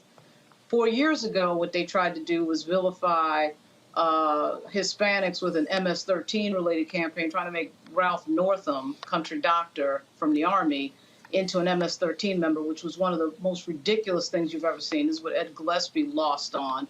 He lost by 8 points, I'm convinced, because of that stupidity at the end of his campaign. Out and out, in-your-face racism. On this, Glenn Youngkin is not going quite that far. His consultants seem to be a little bit more savvy. They're running a George W. Bush, Bob McDonnell-style campaign. But that was a mistake. They put some woman on whining about some book that traumatized her snowflake kid who's working for the NRCC. He's like a Republican operative, and she's a Republican operative, sitting in one of the richest counties in the United States. That would be Fairfax, Virginia, whining about, my son has to read some book. It was a stupid ad. It was a huge mistake. And I don't think it actually moves the needle that much, because the people who would care are voting blue and the people who don't care are voting red. But, I mean, this race is going to come down to a 5%. And now there's rumors that Trump might show up. If he does show up, McAuliffe is definitely going to win, because the undecideds are definitely going to go blue. But that's not confirmed. But that was a big unforced error by unnecessary distraction and a stupid commercial. And he's got it pinned to the top of his Twitter account. The thing that Xavier yesterday on Morning Joe, Joe Scarborough did this commentary talking about Republicans and how they keep attacking blacks, focusing on race. And I'm sitting there going, you just figured that out, Joe? Joe said ever since Joe Biden was elected, the right-wing media has focused their attention on black people. Listen, that's been the attention. That was and it's like, no, Joe. First of all, it's so dumb. No, Joe, ever since Nixon was elected. Yeah, I mean, it's almost like he just found out he had a calling to be able to be woke. And when he found out maybe people are tuning in to watch a show, I mean, because I mean it's clear as day what's going on, and it's clear it's been going on for a while. When Republicans want to seize power, the boogeyman is the black man. This is as old as this country has been around as long as this has been since black folks been free in this country. That's been the tool of weaponized racism since the Civil War. Lauren, I really did get a kick out of Joe Scarborough, this revelation. It was like, oh my God, what Republicans are doing? They're attacking black people. Yeah. I mean, I don't understand. Joe Scarborough is from Florida. He was a member of Congress from Florida, conservative. And from time to time, he does say things on the air which would, obviously acknowledge that there's a racial component in so much of our politics and so much of our history. And then at other times, he says something boneheaded like that. I'm not sure what is so, hard to remember about George Wallace's famous quote, which I won't completely say on the air, about not being out N-worded. And what is so hard to remember about Lee Atwater, that's basically modern politics. We're not going back to the Civil War era. I mean, we're just talking about really the last 50, 55, 60 years. And so Joe Scarborough should be able to remember that history. It is Lee Atwater. It's the Southern strategy. It's Barry Goldwater. They always do this in these campaigns. And, of course, with Donald Trump sitting around, it's getting more brazen. This idea of, I mean, really ever since, if you go back, ever since George Wallace's run for the presidency, we can point to the specific moment in campaigns where black people are used as a scare tactic to make white people vote Republican. Okay, so, I mean, obviously Ronald Reagan had the welfare queen thing. And, I mean, we see it certainly on the state level all the time in these races. We're going to see it. I was surprised, actually, we saw it in Virginia this round because Youngkin's people have been very careful about what they've been doing. But it's like they can't help themselves. They always think that they've got to get white people scared to come out and vote. And they're so not willing. No. They do. Yeah, I mean, it's amazing that they just cannot do it. Just one cycle, they can't get away from it, and they run this ad with this woman, which I just thought it was ridiculous. This woman is not some housewife sitting around that they just happen to find. They did have another commercial of a white female Democrat who voted for McAuliffe the first time when he was governor in 2013 to 2017 that's voting Republican. This is not some person from nowhere. This is a Republican operative. So the entire thing is ridiculous. But it was meant to get us into the thing of scaring white people into the voting booth. And I am amazed at how stupid that move was. I don't know why I'm amazed, but I am. For this particular Well, that's driven by the fact that, they're targeting the improper narrative about children, scaring moms and kids. They're teaching, kids to be afraid and not to be uncomfortable. And that's the narrative of using the boogeyman of critical race theory being taught, which is taught in universities and higher education and not in schools, and instead of real education in terms of America's history, in terms of racism. But that's a whole other topic. And they're using that as a narrative to be able to push people and say, I don't want this to happen to my kids. I don't want my kid to think differently. I don't want to be able to not have control over my children because of the narratives being taught. And it's happening from state to state to state and election to election. And that's now the tactic to be being used to be put in office now. But what doesn't make sense in Virginia Robert, specifically, we got what makes no sense is you're competing for 6% of the vote in Virginia. That 6% is a moderate swing 6%. That we're not Utah, it's not Oregon. So who you try to get with these extreme tactics you already have. That voter is already voting for you. So I could never figure out why they think this type of politicking, which is obviously trying to drive fear into an electorate on race, works with a swing voter. That makes no sense to me. I want to pull Robert into this. Robert, he's back. We lost him a little bit earlier. Robert, I just laughed when I saw that Joe Scarborough commentary. Like, Republicans, they just insist on attacking black people. And I'm like, Joe, they were doing that when you were a Republican member of Congress. Well, it's a reflex. They can't help themselves. I'll give you the perfect example. 2 or 3 weeks ago, when we had the issue of the migrants coming across the Texas border from Haiti, you had Democrats dead to rights. All you had to do was double down on the treatment of Haitian migrants coming across the border as Republicans. Say, look, this is exactly what we told you Joe Biden was. We told you about Jim Crow Joe and all that stuff. They couldn't even do that. They couldn't take the layup. They decided to double down on the side of the Border Patrol agents whipping the Haitians crossing the border. That is how deeply entrenched racism is in the Republican Party. Oh, wait. Then you had Donald Trump going, they're bringing AIDS with them.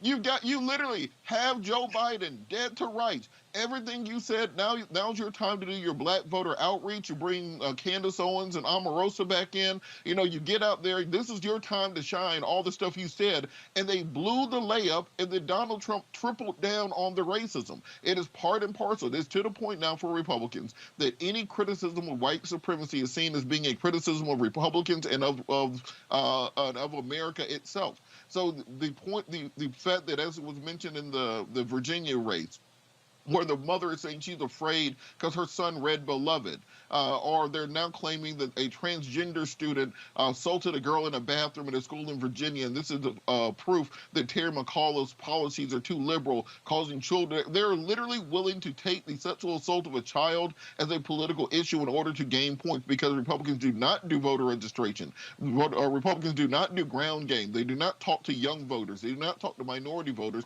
So all they can count on is maximum turnout from scared old white people, because the blacks and the gays and the Mexicans are coming, and they have to do something about it. But as Lindsey Graham said a long time ago, they're not enough old white men aren't being born day by day to keep the Republican Party afloat, and that's why it's so important to get that kind of federal legislation in place, like the John Lewis Voting Rights Act and the For the People Act, because those things are needed to put these things to rest. All right, folks, hold tight 1 second. Got to go to a break. We come back. We're going to talk about our TikTok segment right here in Roland Martin Unfiltered on the Black Star Network.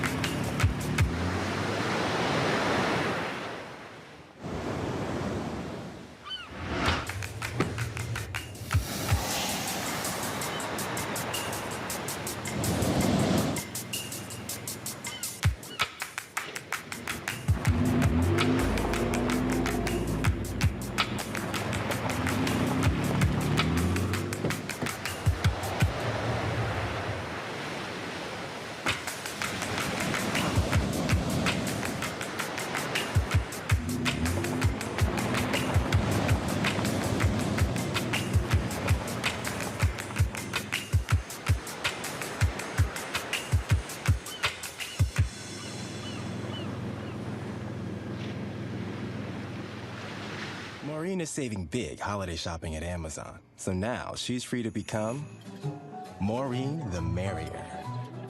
Food is her love language, and she really loves her grandson. Like, really loves. Y'all know who Roland Martin is. He got the ascot on, he do the news. It's fancy news. Keep it rolling. Right here. Rolling. Roland Martin. Right now. You are watching Roland Martin Unfiltered. I mean, could it be any other way? Really? It's Roland Martin.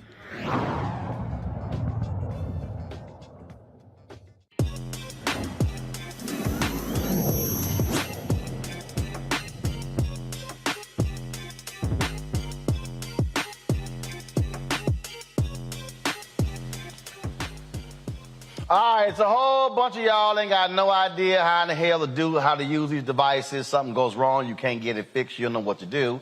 Well, there's an app called the Fixed app. Joining us right now and talk about it is the CEO about this, Luke Cooper. Of course, they're out of Baltimore. So, Luke, how did you do this mobile on demand? So explain how it works, because trust me, there are a lot of people, they don't want to go to the Apple store. And got other people got Samsung phones. They don't know what in the hell to do. Something happens. They don't know who to call. You call places now. You're talking to somebody in another country. And then, of course, you're confused. I mean, it's just drama. So exactly what is the Fixed app? Great question. It's great to be with you today, too, Roland. Yeah, the Fixed app came into inception when I dropped my phone on a bus in Boulder. I was there doing a Tech Stars program, and everyone around me had the same reaction. Fortunately, I was in Boulder, Colorado, where people were a little less biased, right? And I could walk around the bus and ask questions. And when I started to ask people why they had the same reaction, it was all because of the complexity, the expense, the inconvenience of going to the Apple store. A lot of people don't know this, Roland, but there are 50,000 daily Genius Bar requests. But there are only like 400 Apple stores. So when I started to think about that math, it just made sense to offer this service to customers. Now the company is owned by Assurant, and I'm excited about the next phase of growth with it. But it does exactly what you described it to do, which is get your phone back in your hands, very, very quickly. Okay, so how does it work? Meaning, okay, if something happens right now, okay, do they come to me to fix it? I mean, so walk me through the process. Yeah, that's exactly right. So you sign up so Fixed doesn't serve individuals. We serve large scale enterprises. When I started the company, we were initially going after consumers, but we saw that was a very expensive proposition. And so we pivoted and began to focus on big companies. And when we started to focus on big companies, we saw our success just scale, and we grew revenue 400% year over year. I raised $7 million, including a $3.5 million Series A, hired roughly 80 people.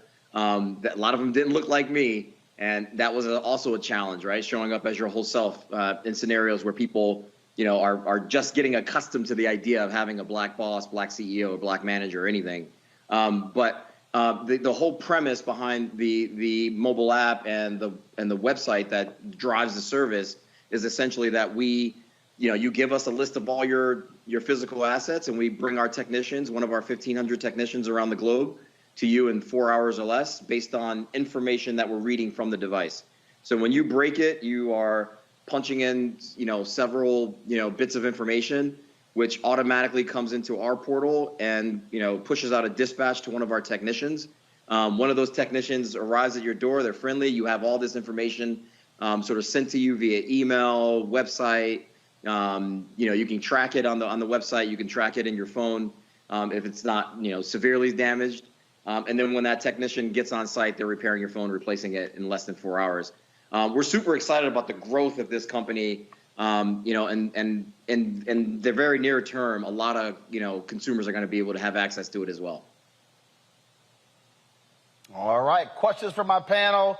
Let's see, who is the most, I would think, technically challenged person on the panel? It's probably Robert. Thank you so much. So I did have a question. What do you think right to repair laws would have on the impact will that have on consumers for people who may actually want to learn how to actually fix their own devices? Or do you think it's best to have a technician like yourself or someone trained like you before you mess up your actual device further than you can actually ever get it fixed? Yeah, no, it's a great question. We definitely dealt with that. And to be clear, I've never really repaired a phone. My background is a JD MBA lawyer. And I sort of came out of that to become an entrepreneur.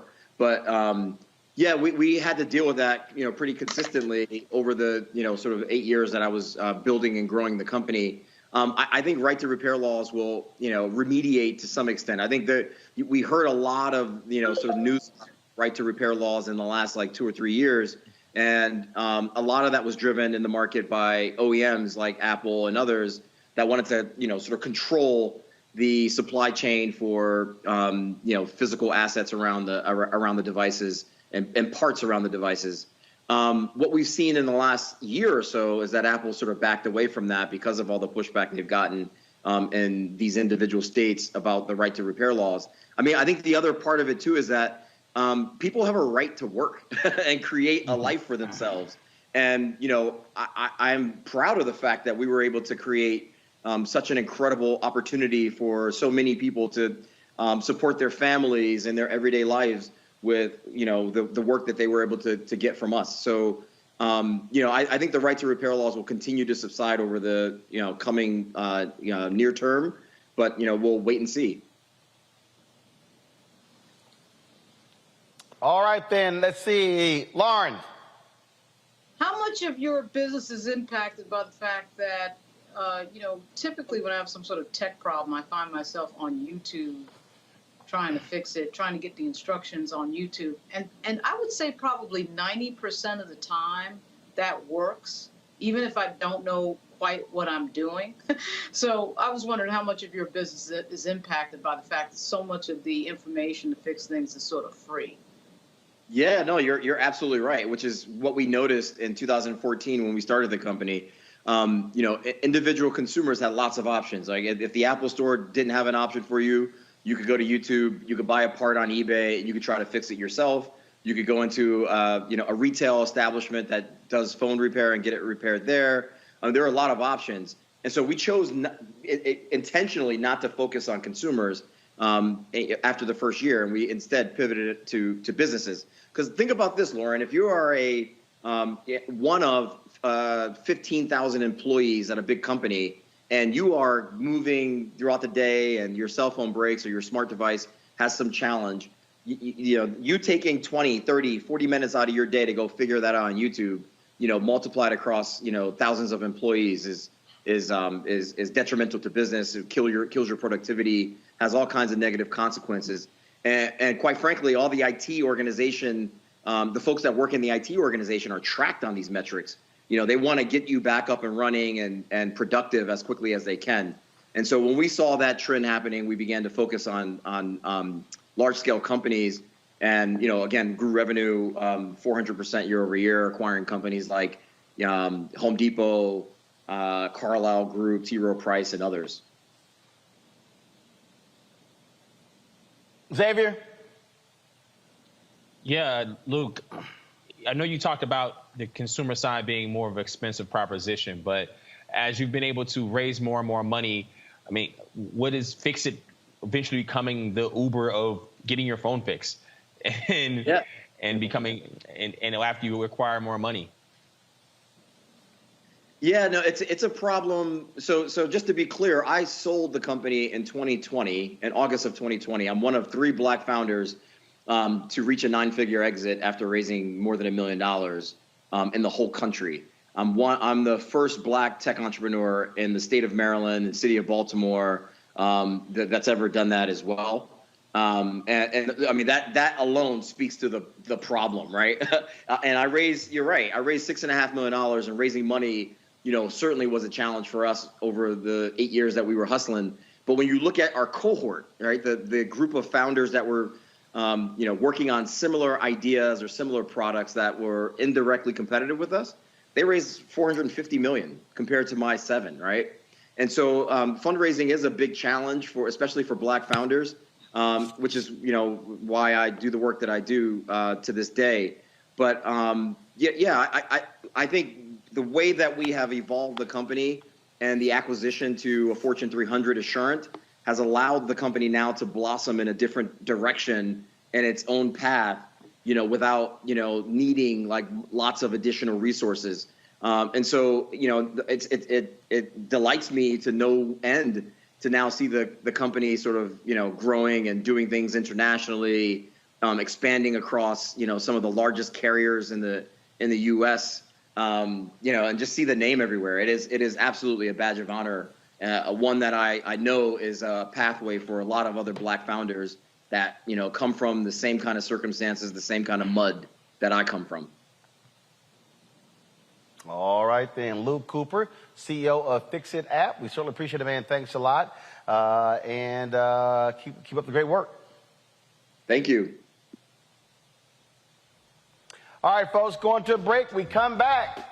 The actress, Kay Singleton, she talks about, not just acting, a show called Covenant that she created. That's next. Roland Martin Unfiltered, right here on the Black Star Network.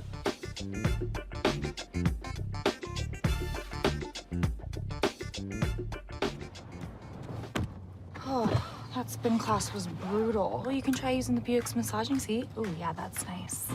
Can I use Apple CarPlay to put some music on? Sure, it's wireless. Pick something we all like. Okay, hold on. What's your Buick's Wi-Fi password? Buick Envision 2021. Oh, you should pick something stronger. That's really predictable. That's a really tight spot. Don't worry, I used to hate parallel parking. Me too. Hey. Really outdid yourself. Yes, we did. The all-new Buick Envision, an SUV built around you, all of you. Once upon a time, there lived a princess with really long hair who was waiting for a prince to come save her. But really, who has time for that? Let's go. Feeling myself. I'm feeling She ordered herself a ladder with Prime one-day delivery, and she was out of there. I want some hood girls looking back at it and a good girl in my tax bracket. Now, her hairdressing empire is killing it. And the prince? Well, who cares? Prime changed everything. What's up, y'all? I'm Will Packer. I'm Chrisette Michelle. Hi, I'm Chaley Rose, and you're watching Roland Martin Unfiltered.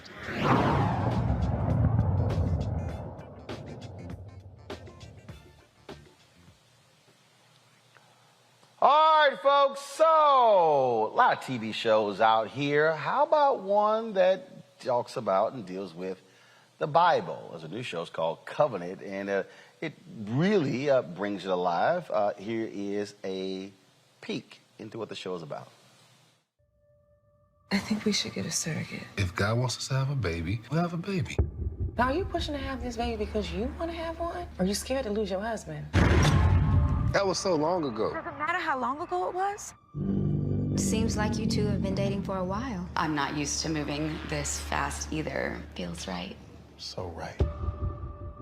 To the Whitfields. I need someone who's going to take this company into the future. Everything's going to be okay. I'm here for you. Your daddy had a bit of a scare. A scare? He had a heart attack. Here's the key. We have to keep moving forward. We cannot afford not to speak to discrimination and racism. Some guy did a hate speech. It started a riot. A lot of the kids started fighting each other. What the fuck is going on at that school? I'm wondering, Mr. McVeigh, do you take any responsibility for this? I'd like you to meet Malcolm and Serena Fuller. It's so nice to meet you both. I don't trust her. Do you love me, baby? Get her out of here, now! You are immensely loved, and you are responsible for that gift. I've decided to appoint an acting CEO, but I want Aiden to step into that spot. Dad, just for now. But it was supposed to be me to take over the company. Take her outside, drag her around back, and use her for target practice. Oh, hey, man, how you doing?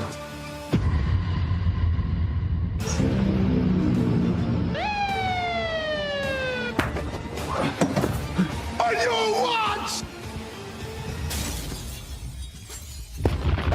We're here to hold you accountable, and you will be judged.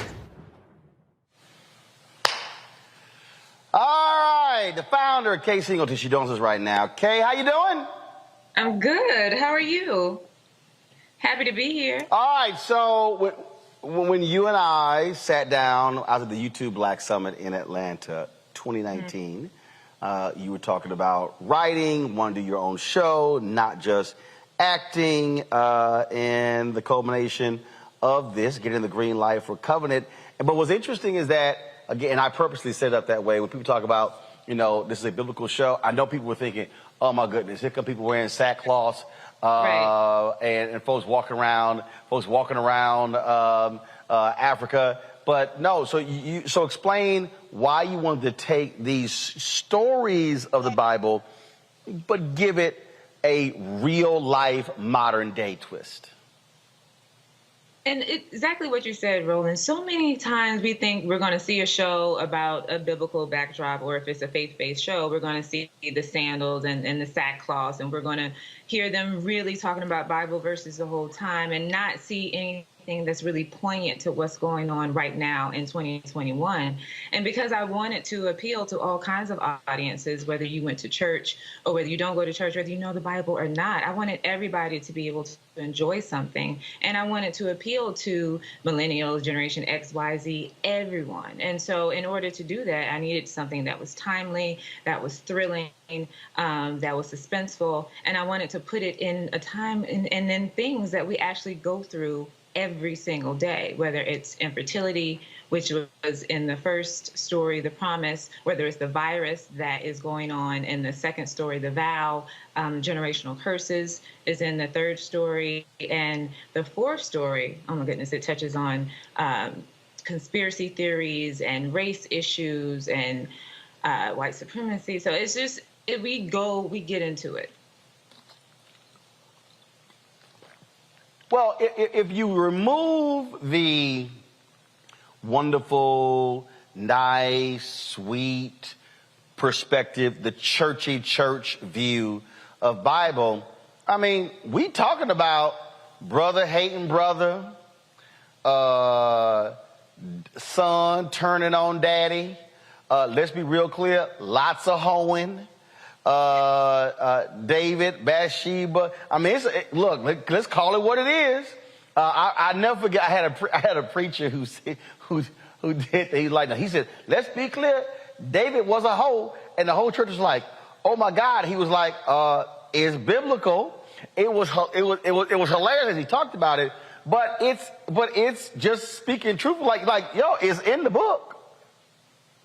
It was plenty of drama that went on in the book. And that's why it was the perfect premise to use, to be inspired by, because they went through a lot of stuff, whether it was, like you said, cheating and infidelity and killing and all of these things. And because they went through so much, to try to put that in today's time, to me, was simple, but it was also needed so that we could see ourselves in these people and put a new twist on it.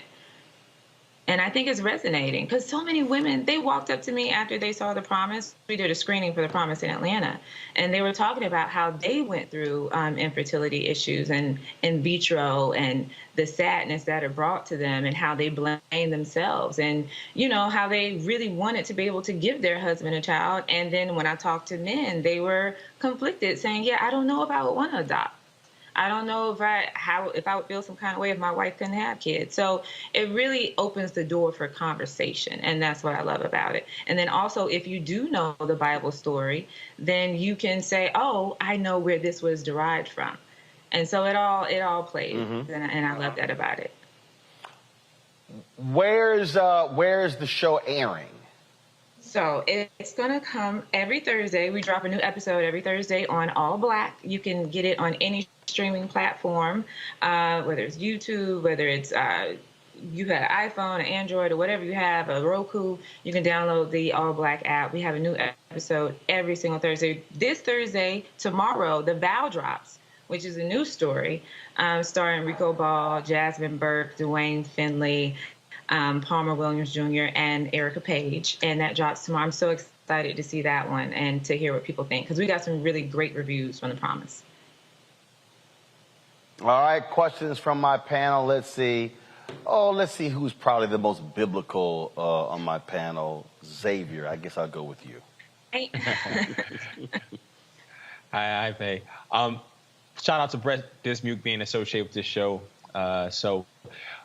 We saw with, I know this is, you're talking about Marvel, like they have a What If show where they had some of the different storylines that seemingly were on standalone, but eventually they got tied in together. So these episodes are standalone, but will we possibly see some tying together some of these stories in an overarching narrative at some point?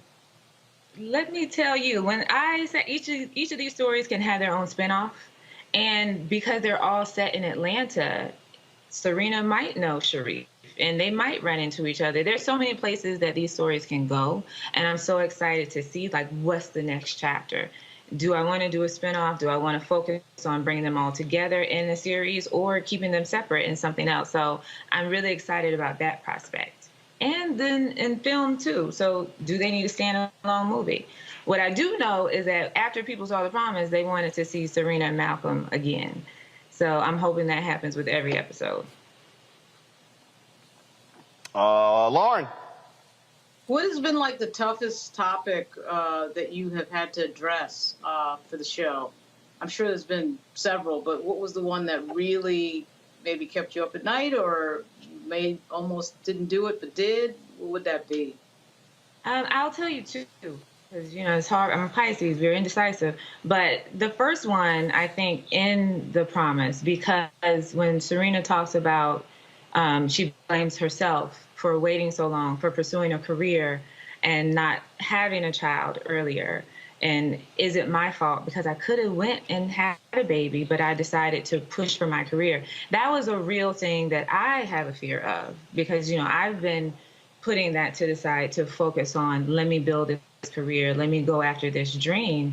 And what's going to happen if, when I'm ready, that I can't have a child? And so to do that scene was crazy hard, because it was something that I was going through, or I have a real fear of at the same time. And that's just me being super transparent about that. So that was one of the first things that was hard. And then the second thing that I would say is in episode 4, The Enemy, because we do touch on things that are so divisive and so polarizing when it comes to white supremacy, when it comes to race issues and Black Lives Matter and conspiracy theories and QAnon and what drives these people.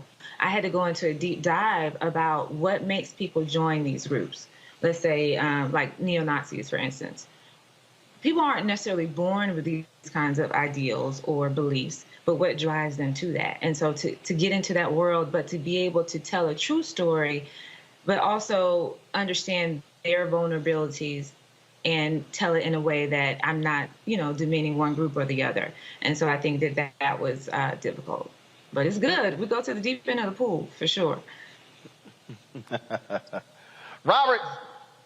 There's so many stories in the mystical land of Atlanta, but what are some bridges you're not willing to cross? Are there any topics you don't think you'll be covering? A couple years ago, we had a sheriff that showed up in Piedmont Park in a trench coat at midnight, things like that.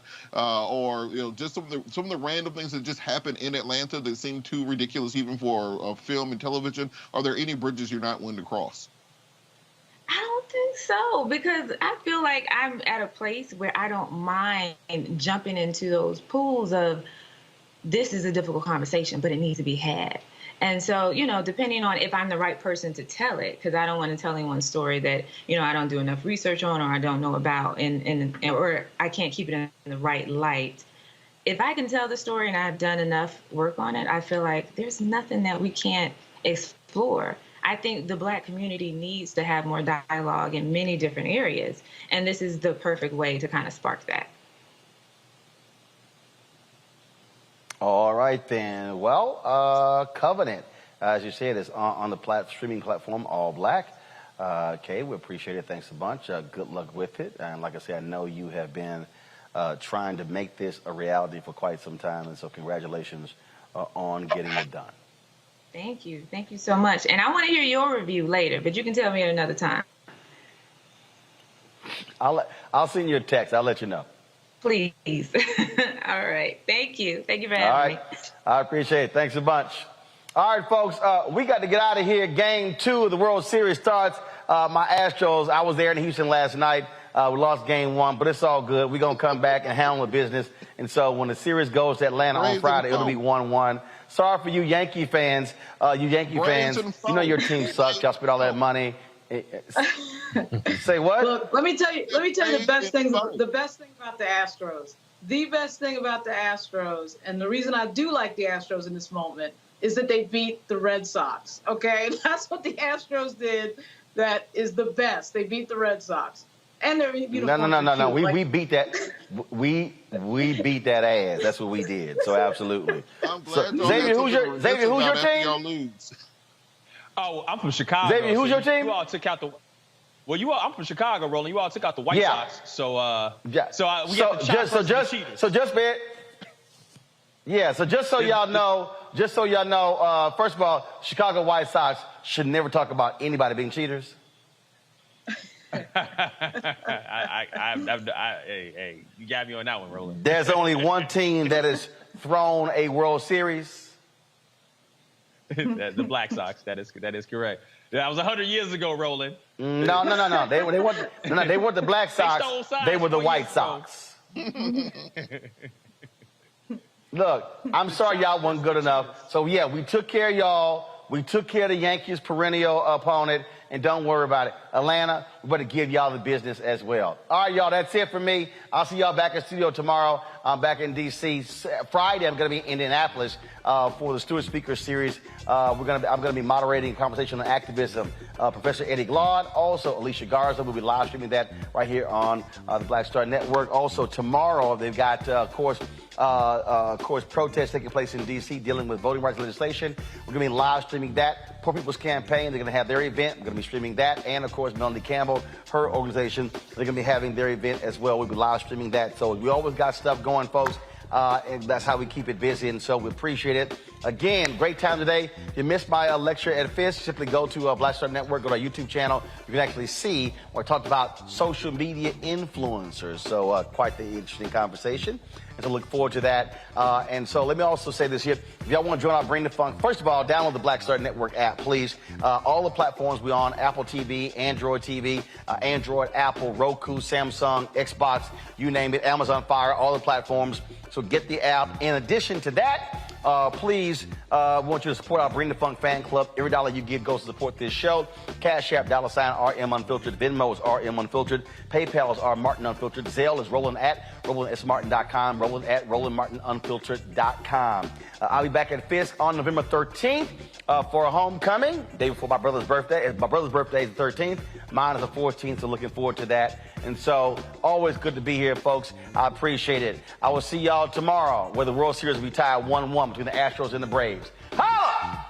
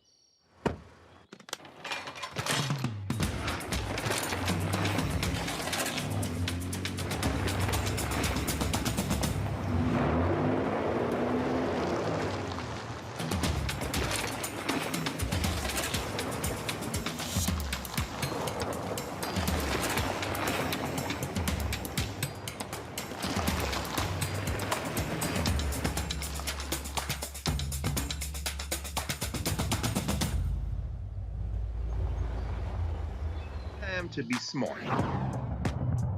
Roland Martin's doing this every day. Oh, no punches! Thank you, Roland Martin, for always giving voice to the issues. Look for Roland Martin in the whirlwind, to quote Marcus Garvey again. The video looks phenomenal, so I'm really excited to see it on my big screen. Support this man, Black Media. He makes sure that our stories are told. See, this difference between Black Star Network and Black-owned media and something like CNN. I got to defer to the brilliance of Dr. Carr and to the brilliance of the Black Star Network. I am rolling with Roland all the way. Honored to be on a show that you own. A black man owns the show. Folks, Black Star Network is here. I'm real revolutionary right now. Roland was amazing on there. Stay black. I love y'all. I can't commend you enough about this platform that you've created for us to be able to share who we are, what we're doing in the world, and the impact that we're having. Let's be smart. Bring your eyeballs home. You can't be Black-owned media and be scared. You dig?